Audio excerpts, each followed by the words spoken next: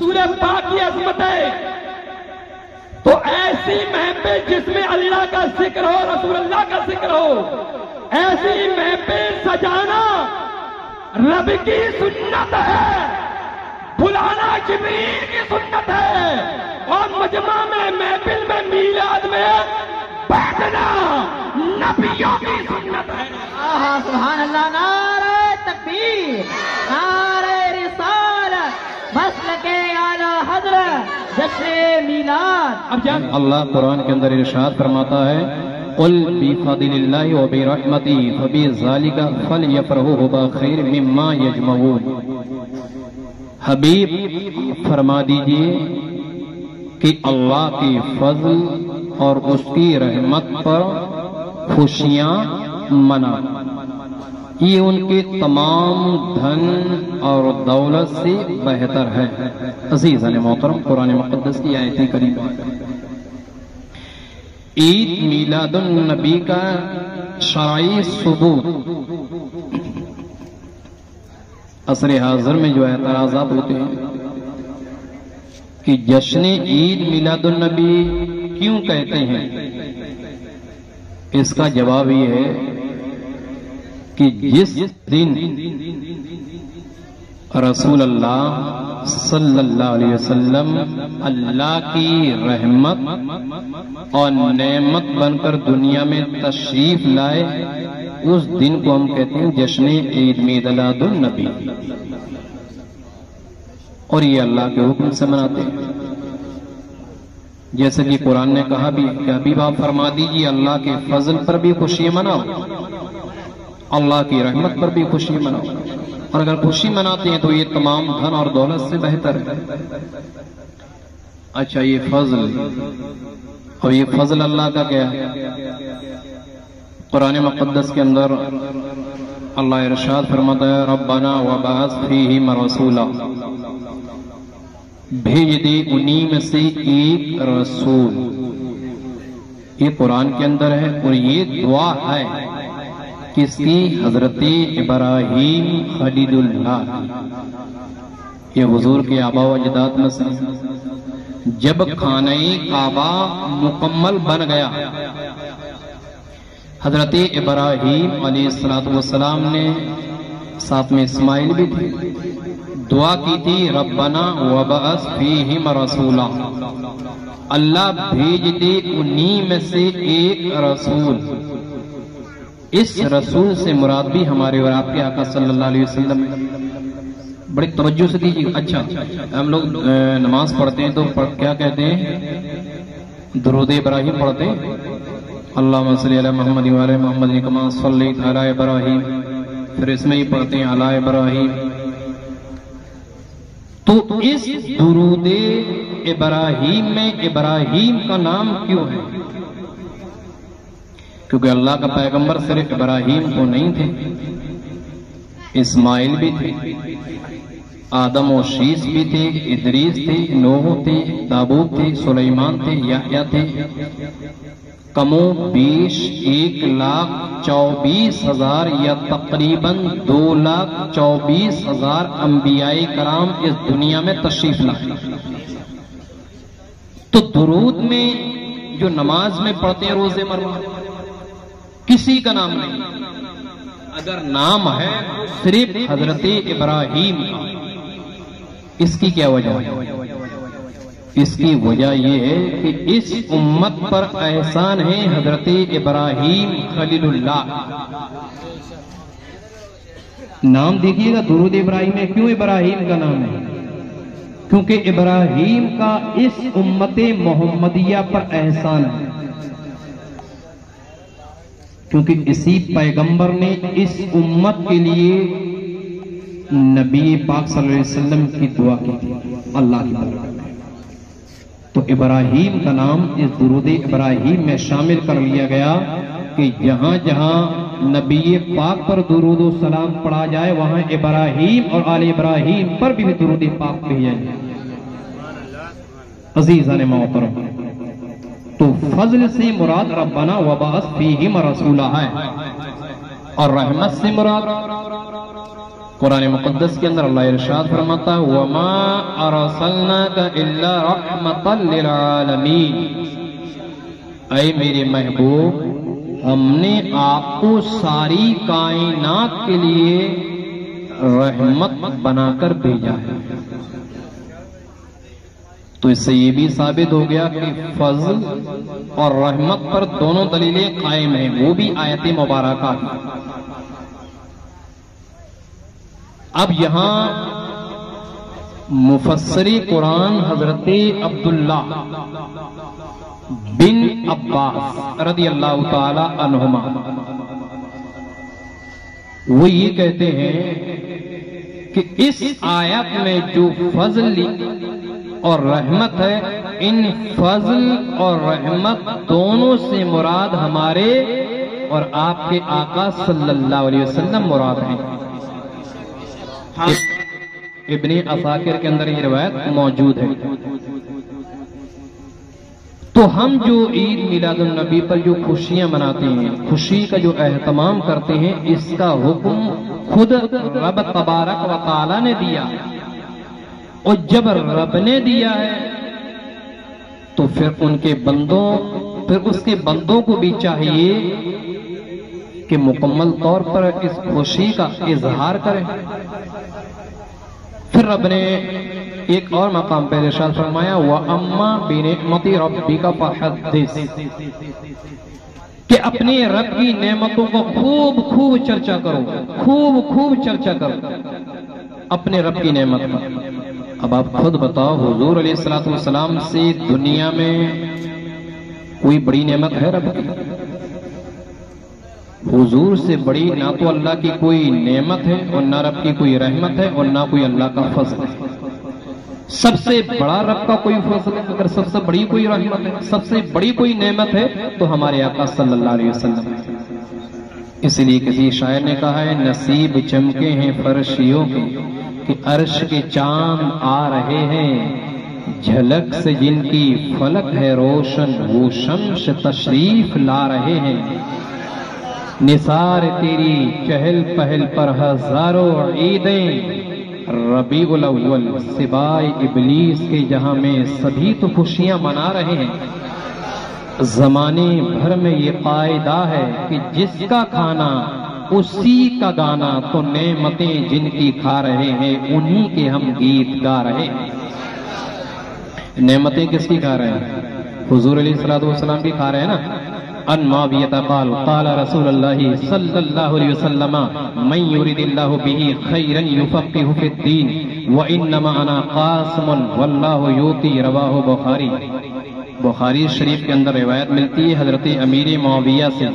वो ये कहते हैं पैगंबर इस्लाम सल्लल्लाहु अलैहि वसल्लम ने इरशाद फरमाया अल्लाह जिसके साथ भलाई चाहता है उसे दीन का फकीह बनाता है और रब देता है और मैं मखलूक में बांटता हूं। अल्लाह जो देता है तो डायरेक्ट नहीं देता, अल्लाह जो देता है मुस्तफा करीम को देता है और हमारे और आपके आका सल्लल्लाहु अलैहि वसल्लम मखलूक में बांटते हैं। वो कुरान ने ये हदीस है बुखारी की, सही मुस्लिम के अंदर भी ये रिवायत मौजूद है। इस हदीस को जब सैयदी सरकार आला हजरत इमाम अहमद रजा फाज़िल बरेलवी रहमतुल्लाहि ताला अलैहि ने देखा तो इमाम बोल पड़े कि रब है मोती, ये है कासिम। रब है मोती, रब देने वाला है। कासिम का मतलब होता है बांटने वाला। रब है मोती, ये है कासिम, देता वो है, दिलाते ये है। अज़ीज़ान मोहतरम, नबी पाक सल्लल्लाहु अलैहि वसल्लम की अज़मतें बहुत ज्यादा हैं। तवज्जो से सुनेंगे इंशाअल्लाह बहुत कुछ मिलेगा। एक दुरूद इब्राहिम में मिला कि इब्राहिम का नाम क्यों है? क्योंकि इब्राहिम का एहसान है इस उम्मत पर कि नबी पाक सल्लल्लाहु अलैहि वसल्लम को दुआ में मांगा, अल्लाह से दुआ की। अब जो मैं बयान करने जा रहा हूं इसको बहुत गौर से शॉर्ट में बयान करूंगा और बहुत सी मालूमात मिलेगी और हो सकता है आपने सुनी भी ना हो, ऐसी भी मालूमात मिल जाए। अल्लाह ने आदम और हव्वा को पैदा फरमाया। जन्नत में भेज दिया, फिरिश्तों से सजदा करवाया। कुरान ने इसका ऐलान कर दिया, वइज़ क़ुल्ना लिल मलाइकति इसजुदू लि आदम फसजदू इल्ला इब्लीस। तमाम लोग सजदे में चले गए, फिरिश्ते, इब्लीस नहीं गए, उसने इनकार कर दिया, काफिर हो गया। उसके बाद फिर अल्लाह ने आदम और हव्वा दोनों को जमीन पर भेजा। जब जमीन पर भेजा तो हजरत आदम को हिंदुस्तान भेजा और हजरत हव्वा को सऊदी अरब जिद्दा में उतारा। दोनों को उतारा और शॉर्ट में देखिए, बिल्कुल मुख्तसर से अंदाज में दोनों को उतार दिया। उसके बाद फिर इन दोनों को मिलाया, कहां? अरफात के मैदान में। अरफात के मैदान के पास एक पहाड़ है जिसको नौमान कहते हैं। नौमान पहाड़ पर अल्लाह ने हजरत आदम को खड़ा किया और अपना बेमिसल हाथ हजरत आदम की पीठ पर फेरना शुरू कर दिया। आदम की पीठ पर रब हाथ फेर रहा था, शीश पैदा हो रहे थे। अल्लाह हाथ फेर रहा था, इदरीस पैदा हो रहे थे। रब ने हाथ फेरा, नूह पैदा हुए। फिर रब ने हाथ फेरा, सुलेमान पैदा हुए, इब्राहिम पैदा हुए, इस्माइल पैदा हुए, याह्या पैदा हुए, यूसुफ पैदा हुए, याकूब पैदा हुए, दाऊद पैदा हुए, ईसा पैदा हुए, मूसा पैदा हुए, यूशा पैदा हुए। उसके बाद तमाम अंबियाए कराम, रसूलाने इज़ाम, सहाबा, ताबईन, तबी ताबईन, अइम्मे मुज्तहिदीन, फुक़हा, सुलहा, उलमा, मुअमिनीन, इसके अलावा गैर मुअमिनीन, मुस्लिम, नॉन मुस्लिम, तमाम के तमाम पैदा हो गए। ईद मिलादुन नबी का सबूत मैं आपको बता रहा हूं और बिल्कुल वाज़ेह हो जाएगा कि ईद मिलादुन नबी सबसे पहले किसने मनाया। जब तमाम जाहिर हो गए, सब जाहिर हो गए, तब कुरान मुक़द्दस पारा 9 सूरह अराफ रुकू 11 के अंदर अल्लाह इरशाद फरमाता, वइज़ अख़ज़ रब्बुका मिन बनी आदम मिन ज़ुहूरिहिम व ज़ुर्रिय्यतिहिम व अशहदहुम अला अनफुसिहिम। ऐ मेरे महबूब, ऐ मेरे हबीब, वो वक्त याद करो, वो वक्त याद करो जब निकाला आपके रब ने आदम की पुष्ट से उनकी नस्ल को और गवाह बनाया खुद उनको उनके नफ्सों पर। देखिए इसी में ईद मिलादुन नबी का सबूत मिल गया, लेकिन आपको समझ में नहीं आया होगा, फिर भी मैं समझा देता हूं। अल्लाह ने कहा, ऐ मेरे महबूब वक्त याद करो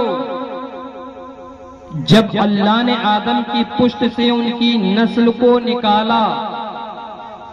आदम की पुष्ट से नस्ल को निकाला, तो जब रब ये नस्ल निकाल रहा था तो उस वक्त सिर्फ या तो रब की जात थी या रसूल पाक की जात थी। ये कार्रवाई जितनी चल रही थी, अल्लाह मौजूद था, रसूलुल्लाह भी मौजूद थी। और जब तमाम अंबियाए कराम जब जाहिर हो गए, तमाम मखलूकात जाहिर हो गई, तब रब ने कहा था तमाम जाहिर हो गई, अब देखना अपने नबी का मकाम। तब हम पढ़ेंगे इमामुल मुहद्दिसीन इमाम जलालुद्दीन सुयूती को।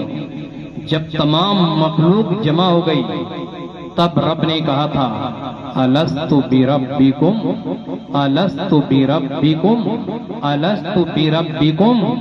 ऐ लोगों, क्या मैं तुम्हारा रब नहीं हूं? ऐ लोगों, क्या मैं तुम्हारा पालनहार नहीं हूँ?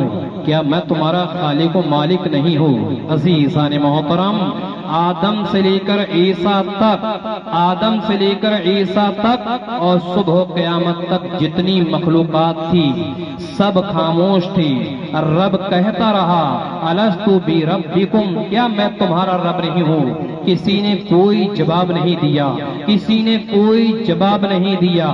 जवाब दिया तो उसने दिया जो सारी कायनात का नबी था, जवाब दिया तो उसने दिया जो रहमतुल लिल आलमीन था, जवाब दिया तो उसने दिया जो सारी कायनात का रसूल था।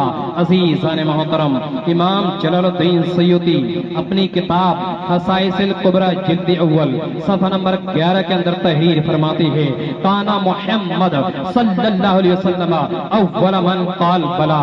इमाम जलालुद्दीन सयूती ये कहते हैं कि जब रब ने ये कहा था ऐ शीश क्या मैं तुम्हारा रब नहीं हो? ऐ आदम ये बताओ क्या मैं तुम्हारा रब नहीं हो? इदरीस ये बताओ क्या मैं तुम्हारा रब नहीं हो? ऐ नूह नजीउल्लाह ये बताओ क्या मैं तुम्हारा रब नहीं हो? दाऊद खलीफतुल्लाह तुम ये बताओ क्या मैं तुम्हारा रब नहीं हो? इब्राहीम खलीलुल्लाह ये बताओ क्या मैं तुम्हारा रब नहीं हो? इस्माइल ज़बीउल्लाह ये बताओ क्या मैं तुम्हारा रब नहीं हो? ईसा रूहुल्लाह ये बताओ क्या मैं तुम्हारा रब नहीं हो? दाऊद खलीफतुल्लाह ये बताओ क्या मैं तुम्हारा रब नहीं हो? अज़ीज़ान मोहतरम, आदम से लेकर ईसा तक तमाम खामोश रहे और क़यामत तक जितने भी मखलूक़ात पैदा होने वाली है तमाम मखलूक़ात खामोश रही। जब किसी ने कोई जवाब नहीं दिया तो जनाब हबीबे परवरदिगार ने दिया, रसूल हाशमी ने दिया और ये कहा ऐ मेरे परवरदिगार, ऐ मेरे मालिक मौला, यकीनन ये मोहम्मद रसूलुल्लाह ऐलान करता है कि यकीनन तू ही हमारा खालिक है, तू ही हमारा मालिक है, तू ही हमारा रज़्ज़ाक़ है, तू ही हमारा पालनहार है, तू ही हमारा रब है। अज़ीज़ान मोहतरम, नारे तकबीर, नारे रिसालत, मसलके आला हज़रत, उलमाए अहले सुन्नत, जश्न ईद मिलादुन नबी, नारे तकबीर, नारे रिसालत, सुभान अल्लाह सुभान अल्लाह। अज़ीज़ान मोहतरम, बहुत लंबा है लेकिन उसको शॉर्ट में मैं फिर बयान करूंगा कि मुफ्ती साहब भी अभी मौजूद हैं। अज़ीज़ान मोहतरम, अज़ीज़ान मोहतरम, उसके बाद जब रसूल पाक सल्लल्लाहु अलैहि वसल्लम ने जब जवाब दे दिया उसके बाद फिर आदम भी कह रहे हैं अल्लाह तू हमारा रब है। जितने भी अंबियाए कराम हैं, जितनी भी मखलूक़ात हैं, सबने ये कहा यकीनन तू ही हमारा रब है, यकीनन तू ही हमारा पालनहार है। अज़ीज़ान मोहतरम, अज़ीज़ान मोहतरम, उसके बाद अब इस से आपने समझा क्या? अब थोड़ा सा आप तवज्जो दीजिए, बहुत खास चीज आ गई। आप ये बताइए कि इससे आपने समझा क्या? महफिल मिलाद का सबूत समझा? नहीं समझा होगा जहां तक मेरा ख्याल है, लेकिन फिर भी और आसानी कर दिया। तमाम अंबियाए कराम मौजूद थे और क़यामत तक जितने भी पैदा होने वाले हैं जैसे मैंने बताया तमाम मौजूद थे। लेकिन आपके ज़हन में एक एतराज भी बनना होगा कि मौलाना साहब ने ये तो ये कहा सब मौजूद थे, तो उतनी जगह में पूरी दुनिया के लोग कैसे मौजूद हो गए? तब मुफस्सिरीन ने इसमें फिर कलम उठाया और ये कहा कि चूंटी की मिकदार तमाम लोग जमा थे, चूंटी की मिकदार लोग थे, तमाम के तमाम मौजूद थे।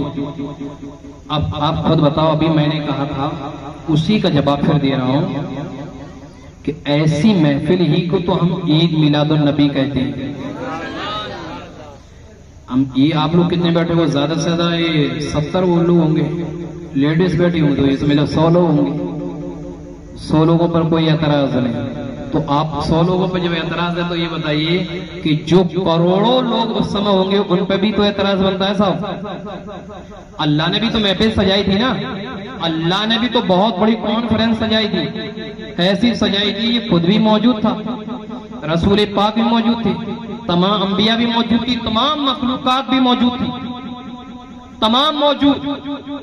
अब जैसे खतीब अपनी आवाम के सामने मुखातब है, वो जो बयान कर रहा है, खतीब बोल रहा है, आवाम सुन रही, इसी तरीके से रब ने कहा था आवाम सुन रही थी, मखलूकात सुन रही थी। तो हम वही तो कहते हैं कि भाई महफिल का मतलब ये होता है कि अल्लाह और उसके रसूल का जिक्र हो, और इसमें होता ही क्या है? अल्लाह उसके रसूल का जिक्र हो जाता है, उसके बाद भाई दुआ हो जाती है, अल्लाह के बारे में मुसाफिर हो जाती है, सब चली जाती है, क्या ना जाए। नाजायज का तो कोई काम ही नहीं। हाँ, जो नहीं मनाते वो जरूर अपना हिसाब लें और अपना हिसाब करें, उनका मामला क्या होगा। नबी पाक सल्लल्लाहु अलैहि वसल्लम जब पैदा हुए थे, पूरी दलील से बोलो, हुजूर जब पैदा हुए तो सबसे ज्यादा अगर किसी को तकलीफ हुई तो वो इब्लीस को हुई। बेशक बेशक। नुज़हतुल मजालिस के अंदर ये रिवायत मौजूद है। इसके अलावा आलामुन नबुव्वा के अंदर भी ये रिवायत मौजूद है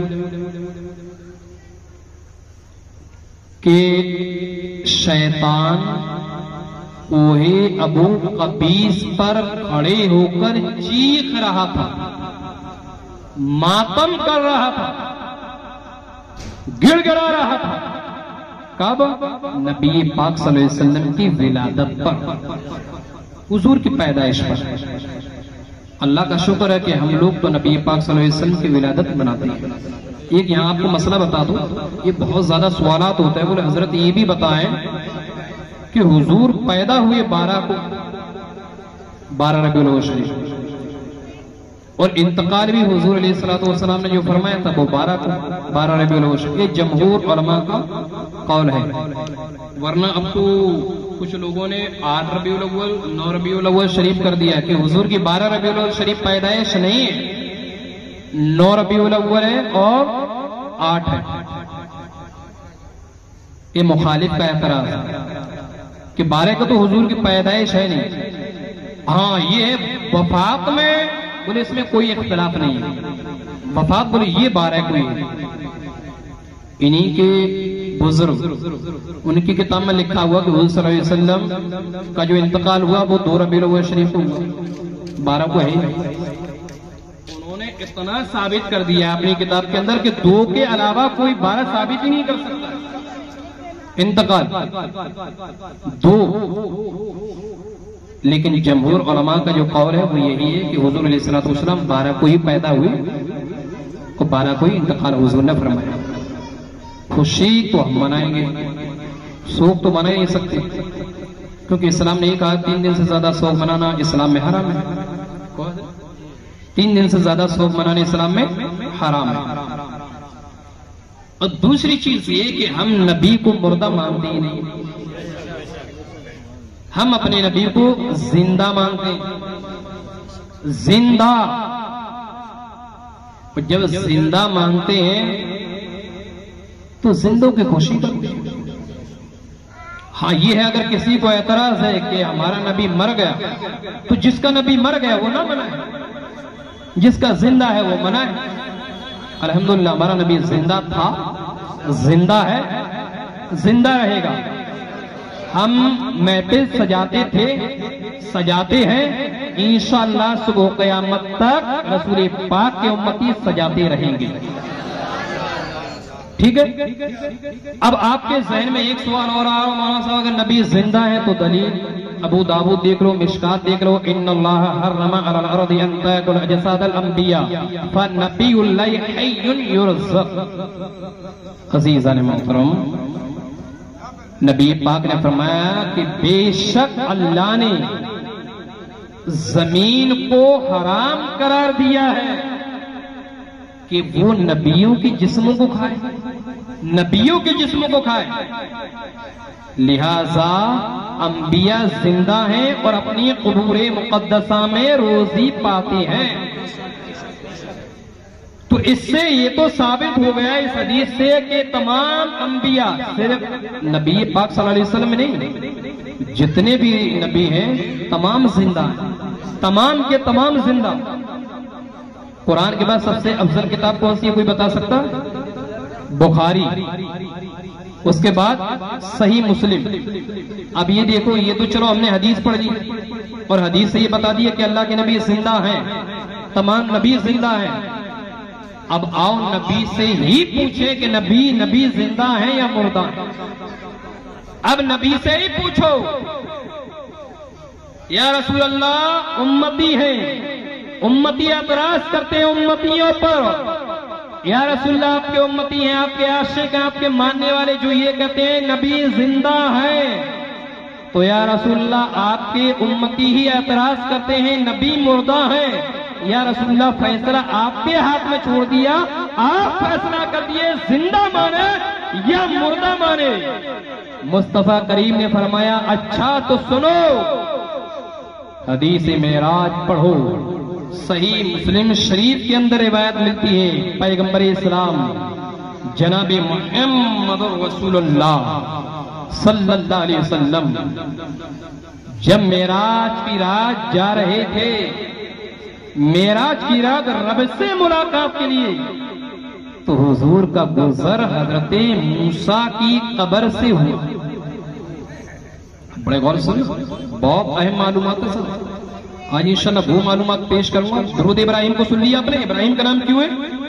अब यहां जिंदा का सुन ले, फिर दो नुक्ता और पेश करूंगा, जहां तक मेरा ख्याल है किसी ने नहीं सुना होगा, बहुत अहम।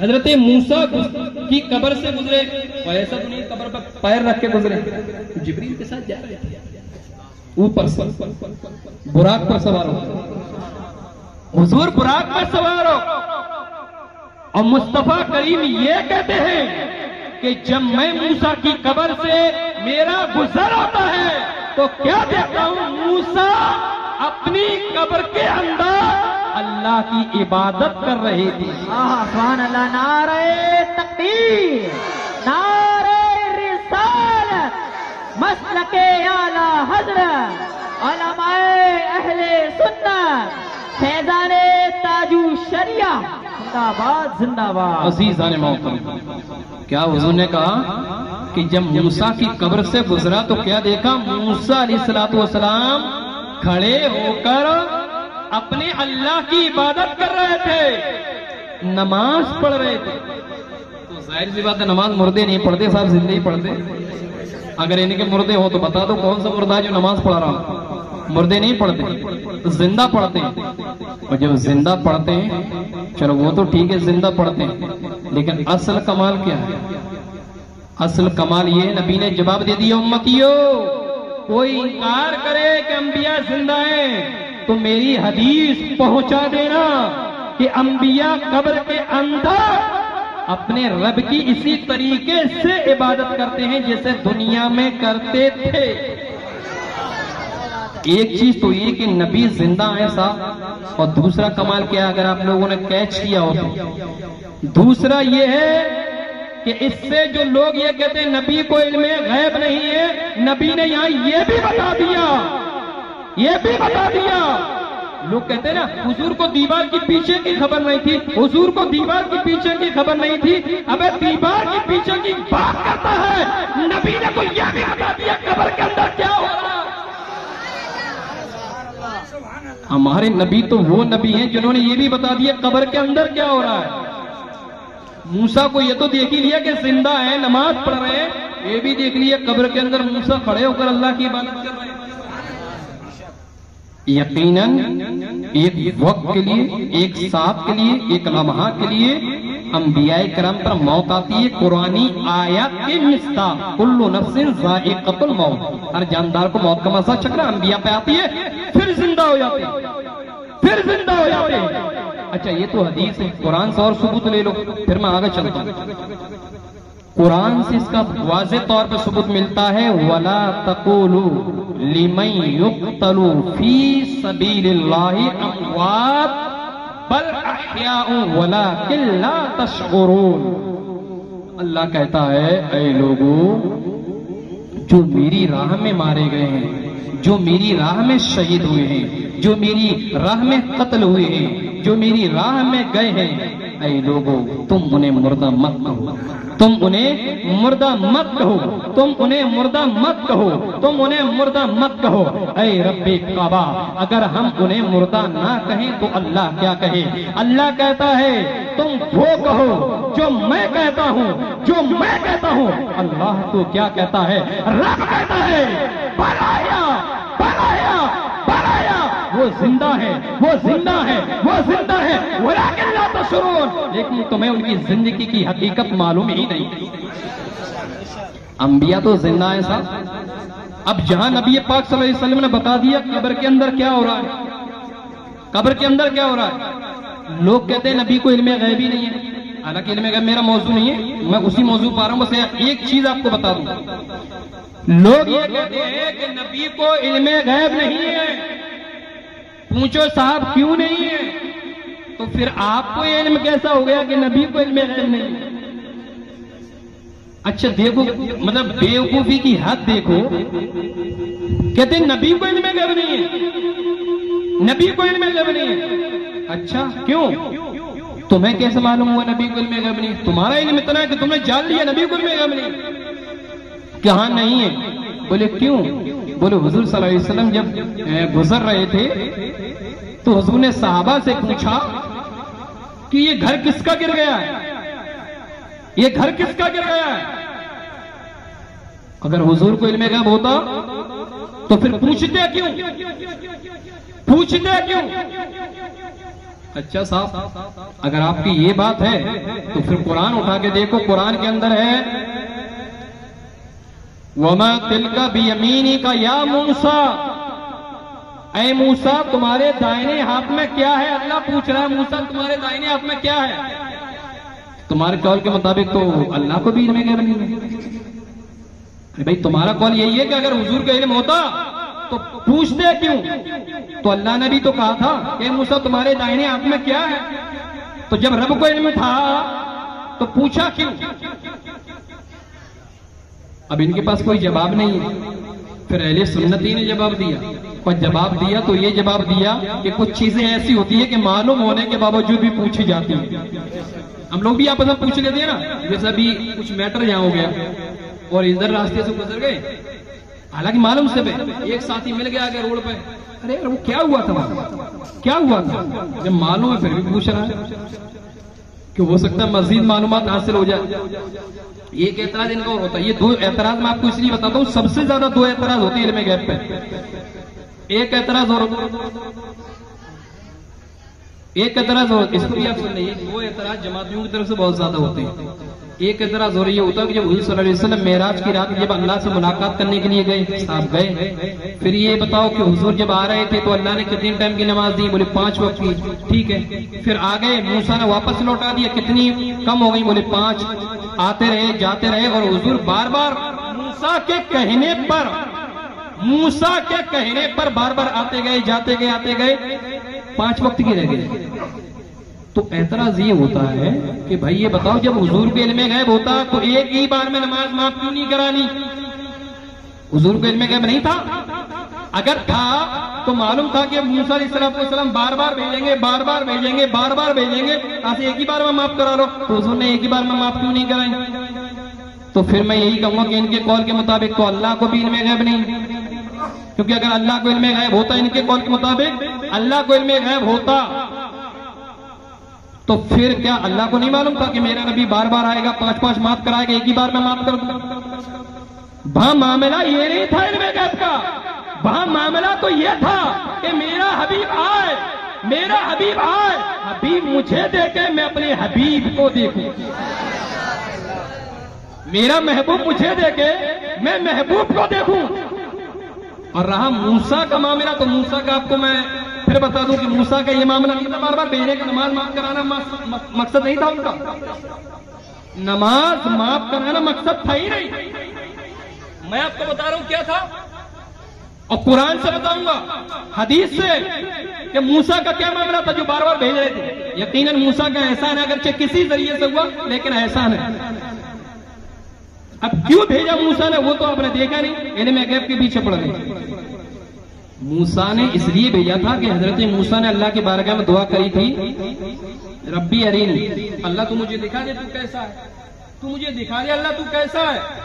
तब रब ने कहा था लन तरानी, ऐ मूसा तू मुझे नहीं देख सकता, अल्लाह तू मुझे दिखा दे, लन तरानी, मूसा तू मुझे नहीं देख सकता, अल्लाह मैं देखूंगा कि मूसा तू नहीं देख सकता। तब मूसा ने कहा अल्लाह अगर मैं नहीं देख सकता ठीक, कोई है जो तुझे देखेगा। नारे तकबीर, नारे रिसालत, नारे रिसालत, मसलके आला हजरत, जिंदाबाद जिंदाबाद जिंदाबाद। तो क्या मामला चला, तवज्जो दीजिएगा, बहुत गहराई वाली चीज बोल रहा हूं। हजरत मूसा ने कहा अल्लाह तुझे कोई देखेगा भी? रब ने फरमाया हाँ मूसा मुझे देखेगा, मुझे देखेगा। अल्लाह कौन? बोले मेरा हबीब मुझे देखेगा, मेरा महबूब मुझे देखेगा, मेरा आखिरी पैगंबर मुझे देखेगा। बोले अच्छा अल्लाह ये हबीब है, हबीब देखेगा तो फिर अल्लाह मैं कौन हूं? बोले तू कलीम है, तू कलीम है। अल्लाह वो हबीब है, अल्लाह मैं? बोले तू कलीम है। तो अल्लाह ये कलीम और हबीब में क्या फर्क है? रब ने फरमाया मूसा कलीम और हबीब में अगर फर्क मालूम करना चाहते हो तो सुनो, कलीम वो है कि जब हमसे बात करेगा तो कोहे दूर पर आना होगा। हबीब वो है कि जमीन में जहां चाहे वहां हमसे बात कर सकता है। सुभान अल्लाह, सुभान अल्लाह। तो हजरत मूसा अलैहिस्सलाम ने कहा अच्छा ठीक है, देख तो पाऊंगा ही नहीं, देख नहीं पाऊंगा।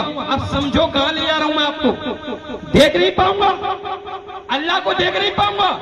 मूसा ने कहा ठीक है रब अगर तुझे नहीं देख पाऊंगा तो ना सही, लेकिन मौला तेरी तजल्ली जरूर दे, तेरी तजल्ली दे। जब मेराज की रात मेरी और तेरी नबी सल्लल्लाहु अलैहि वसल्लम अल्लाह की बारगाह में जब गए थे, हुजूर ने रब को देखा, हुजूर ने रब को देखा, रब ने हुजूर को देखा, अल्लाह ने मोहम्मद रसूलुल्लाह को देखा, मोहम्मद अरबी ने अपने पालनहार को देखा। जब आपस में एक दूसरे को देखा, हुजूर देखते रहे रब को, हुजूर देखते रहे रब को, रब को, रब को।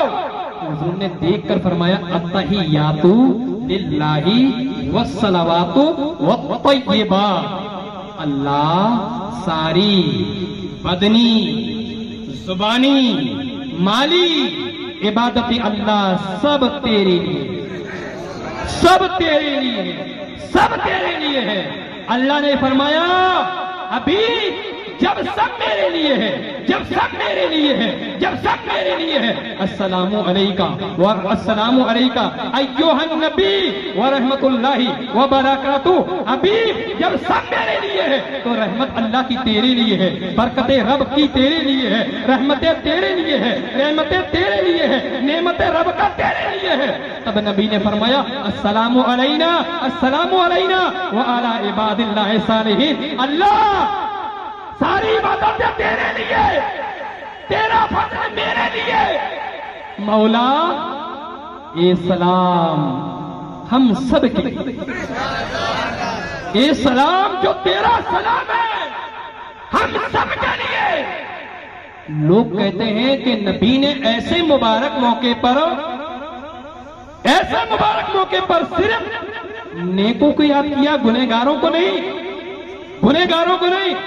ये तो मुस्तफा करीम से उम्मीद है ही नहीं कि नबी ऐसे मौके पर भी अपने गुनहगारों को याद रखते। नबी ने क्या कहा? अस्सलामु अलैना। उलमा मौजूद है, अलैना जमा मुतकल्लिम का सेगा है, जमा मुतकल्लिम का। इसका मतलब यह है कि सालिहीन तो बाद में याद आ रहा है, नबी ने नेक लोगों को बाद में याद किया, गुनहगारों को पहले याद किया। और जब याद कर लिया तब फिरिश्तों ने कहा अशहदु अल्ला इलाहा इल्लल्लाह व अशहदु अन्ना मुहम्मदन अब्दुहु व रसूलुहु। हम गवाही देते हैं अल्लाह के सिवा कोई माबूद नहीं और मोहम्मद सल्लल्लाहु अलैहि वसल्लम अल्लाह के बंदे और उसके रसूल हैं। अब कहां पहुंचा रहा हूं? अब वो देखिए, अब आ रहा है आपका मामला। अत्तहियात ले लिए, दीदार रब का कर लिए, रब ने मुस्तफा को देखा, आपस में जो अल्लाह ने तोहफा दिया मुस्तफा को उसी को लेकर चले आए। सातवें आसमान पहुंचे, इब्राहिम से मुलाकात, छठे पर पहुंचे मूसा से मुलाकात। और मूसा अलैहिस्सलाम ऐसे हुजूर को देख रहे थे, ऐसे पलक तक मूसा के नहीं झपके, पलक तक नहीं झपके, ऐसे देखते रहे नबी को। अंदाजा करो यार कितनी शान वाला नबी होगा कि नबी नबी को देख रहा है। मूसा देख रहे थे मोहम्मद और रसूलुल्लाह को। अब देख रहे हैं तो देखते देखते कहते पैगंबर अल्लाह की जानिब से क्या लाए हो? कहा 50 वक्त की नमाज। पैगंबर दोबारा जाओ। आंख हटाई नहीं, पलके झपकी नहीं, पैगंबर दोबारा जाओ, नमाजें माफ कराओ। फिर गए, फिर आए, 5 नमाजें माफ। फिर देखते रहे, फिर देखते रहे, फिर देखते रहे, इस तौर पर देखते रहे।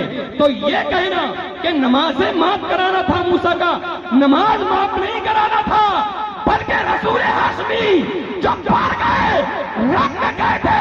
हमारे तेरे नबी ने जो अल्लाह को देखा था, इन आंखों से हुजूर ने अल्लाह को देखा था, तो मूसा ने यह सोचा कि रब को ना देखा ना सही, कम से कम मूसा को आके देख ले जिन आंखों ने अल्लाह को देखा है।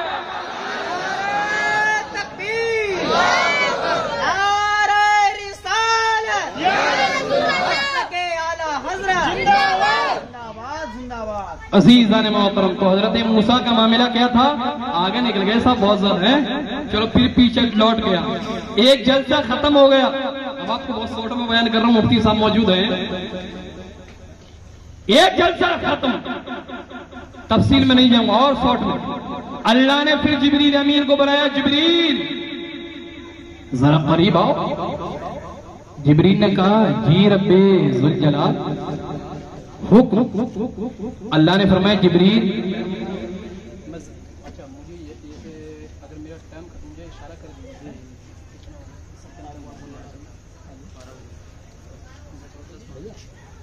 भाई 10 मिनट और सुन लो, वक्त काफी हो चुका है। तो अल्लाह ने कहा, जिब्रील एक जलसा खत्म हो गया, अब दूसरा कर लो। दूसरा, अब यहां आपको एक चीज और बताऊंगा, अभी जो अभी बयान हो चुकी है। दूसरा जलसा करना ठीक है। अल्लाह अभी तो जलसा करा था, अभी तो जलसा हुआ था। कहा भी कि जिब्रील वो जलसा था मेरा, तो अल्लाह ये जलसा मेरे हबीब का। अब मत कहना मीलादुन नबी मनाना गलत है, वो कुरान से बताऊंगा भी इसको। कुरान से क्या कहा रब ने? वो जलसा था मेरा, ये है मेरे हबीब का। वो जलसा था काबा के रब का, एक जलसा है कायनात के रसूल का। वो जलसा था रब्बुल आलमीन का, ये जलसा है रहमतुल लिल आलमीन का। तो अल्लाह क्या करूं? अल्लाह क्या करूं? आदम को बुला लाऊं, आदम को, इब्राहिम को, इस्माइल को, शीश को, दाऊद को, तमाम को दावत दे दूं, तमाम को दे दूं। गौसे आजम को भी, निजामुद्दीन औलिया, साबिर पाक, ख्वाजा कुतुबुद्दीन बख्तियार काकी हाजी अली को, इमाम अहमद रजा फाजिल बरेलवी को, हुजूर हाफिज मिल्लत को, बाबा फरीदुद्दीन गंजे शकर को रब ने फरमाया, जिब्रील नहीं, इसमें सिर्फ मेरे रसूल जमा होंगे, इसमें सिर्फ मेरे पैगंबर, इसमें सिर्फ मेरे नबी, और कोई नहीं, सिर्फ मेरे पैगंबर। ठीक है, हुक्म दे दिया, हुक्म दे दिया, तमाम पैगंबर जमा हो गए, मसनद लग गई। अल्लाह ने क्या फरमाया? पैगंबरों, अल्लाह वइज़ अख़ज़ल्लाहु मीसाक़न नबिय्यीन लमा आतैतुकुम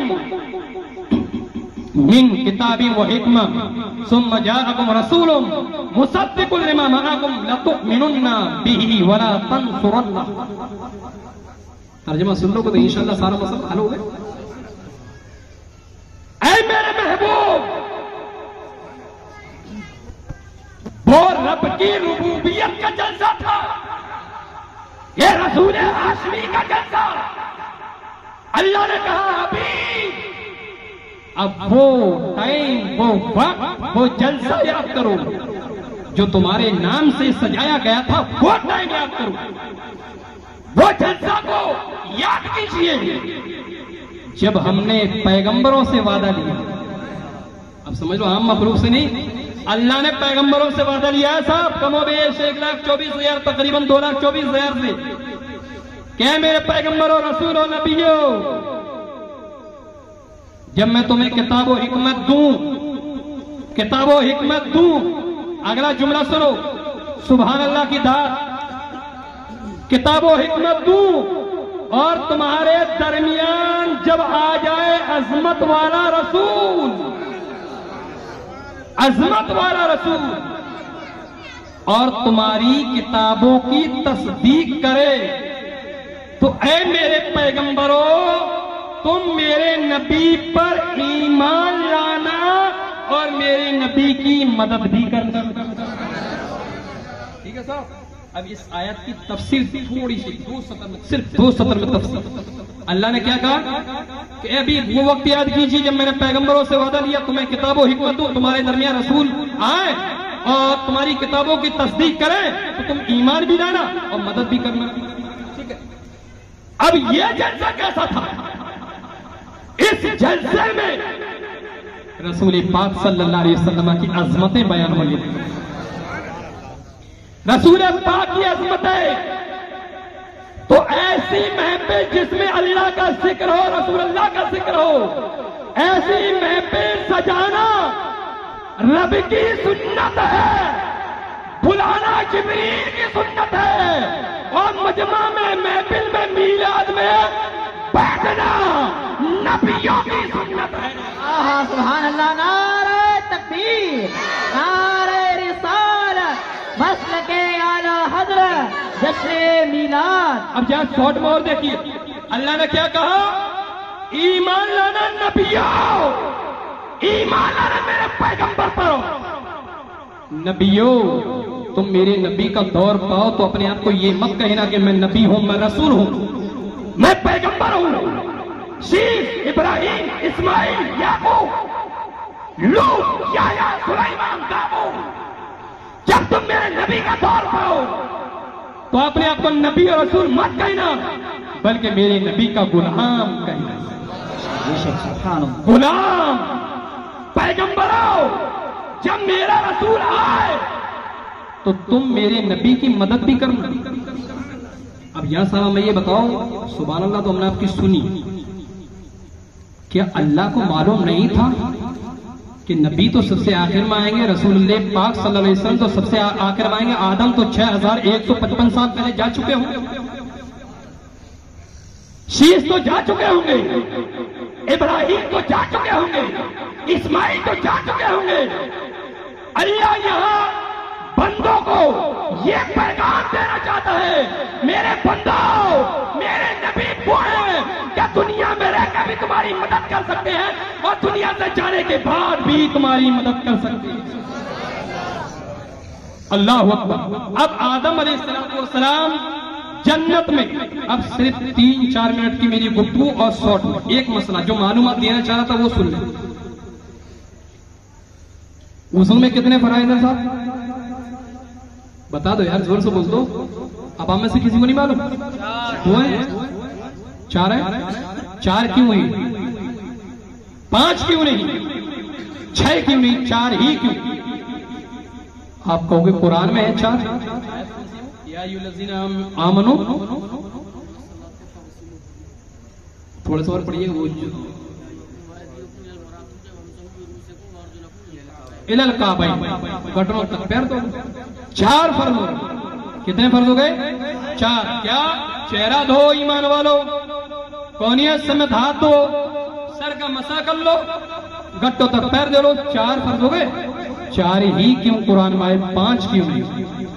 6 क्यों नहीं? 7 क्यों नहीं? अब ले लो, ये बहुत है मालूमात, उसके बाद बयान इसी पर खत्म। रिसाले नईमिया के अंदर इसको जिक्र किया गया है, रिसाले नईमिया के अंदर, कि जब आदम अलैहिस्सलाम को अल्लाह ने जन्नत में भेजा तो रब ने ये कहा था कि गंदम के दरख्त के करीब मत जाना।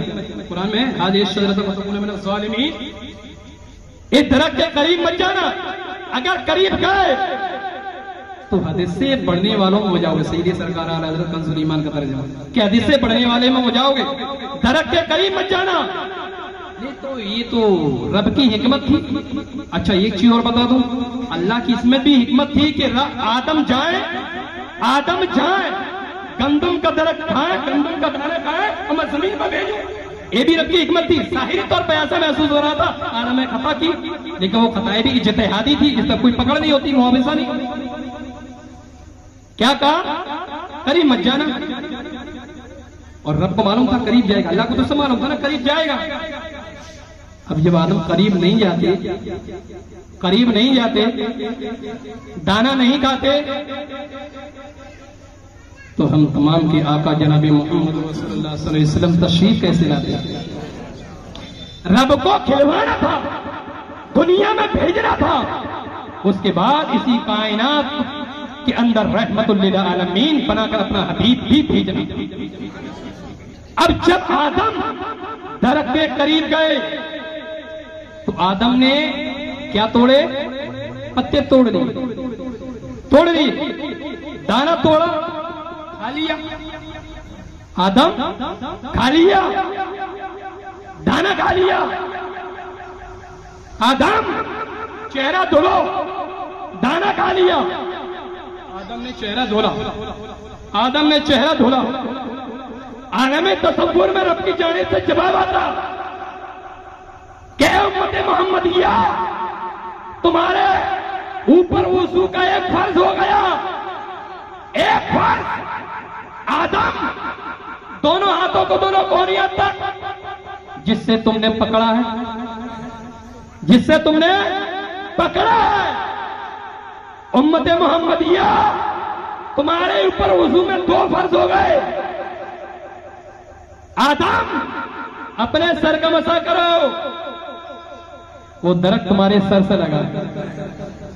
3 फर्ज, आदम अपने पैरों को धो लो, जिससे जाके तुम गए हो। 4 फर्ज रिसाले नबविया के अंदर इसको जिक्र करेंगे। अब इससे क्या समझ में आया कि ये तो मुकद्दर की बात है साहब, किसी को अल्लाह वालों से प्यार है तो किसी को अल्लाह वालों से नफरत है। ये तो मुकद्दर की बात है। हम खुशनसीब हैं, आप बदनसीब हैं। बताओ, हजरत आदम अल्लाह के नेक बंदे, सिर्फ निस्बत हो गई, 4 फर्ज आ गए। हजरत हाजरा दौड़ी थी, सफा और मरवा पर दौड़ी थी। कुरान ने जिक्र किया, इन्ना सफा और मरवा मिन शाइरिल्लाह, के सफा और मरवा अल्लाह की निशानियों में से। ग्वालियर के अंदर भी पहाड़ी है, दौड़ जाओ, कुछ नहीं होगा। कई पहाड़ियों दौड़ो, कुछ नहीं होगा। और क्या कहा हाजियों कि हाजियों, जब तक सफा और मरवा पर कोई हाजी दौड़ नहीं देता, उसका हज काबिले कबूल अल्लाह की बारगाह में नहीं होता। गोया हाजरा का दौड़ना अल्लाह ने उसको अपनी निशानी करार दी। तो आपसे अदब के साथ गुजारिश है कि अल्लाह वालों से मोहब्बत करें, रब से भी मोहब्बत करें, रब वालों से भी मोहब्बत करें। मिल नहीं सकता खुदा उनका वसीला छोड़कर, मिल नहीं सकता खुदा उनका वसीला छोड़कर, गैर मुमकिन है छड़िए चप्पे जीना छोड़कर। जिस तरीके से बगैर जीना के छत नहीं मिल सकती, इसी तरीके से बगैर रसूलुल्लाह के खुदा नहीं मिल सकता। अल्लाह की बारगाह में दुआ परवरदिगार हम तमाम को रसूल हाशमी से मोहब्बत करने की तौफीक अता फरमाए। अल्लाह हम तमाम को शरीयत मुतहरा के मुताबिक जिंदगी गुजारने की तौफीक अता फरमाए। अस्सलाम।